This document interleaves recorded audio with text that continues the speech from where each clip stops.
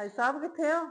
हाँ मैं अंदर है जरा की गल आ सब्जियां लिखिया हुई बच्चे कहते हैं कि सानू सब्जियां वाले ना चावल पका के दो ते सब्जियां ते लिया दियो। अच्छा फिर मैं लिया देना फिर हुणी आ गए ले सब्जी? हाँ लेन दी आले फिर सब्जी ला ला तो फटाफट पका फटाफट भाई साहब ये तो मैनू सब्जी थोड़ी जी लगती है। जिन्नी मंगाई उन्नी लियानी मैं आ देख ला मैं इन्नी की तो लिखी सी। आ देख ला आ ते लिस्ट है ना हाँ जी ये तो मुताबिक तो पूरी कर ला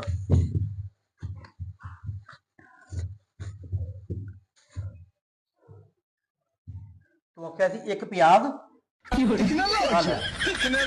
टमाटर आ ते दो टमाटर हो गए तीन आलू एक दो आ तीन आलू ये चार गाजर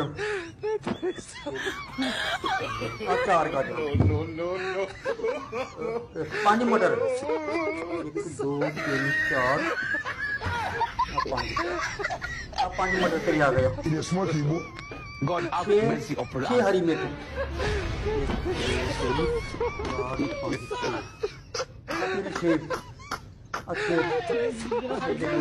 कोई हाल नहीं भाई साहब ये तो मैं ना नंबर दिते सी कि इन्नियां सब्जियां लेके आनी चलो सब्जी पूरी लेके आओ हुण दोबारा गल्लां कर दिया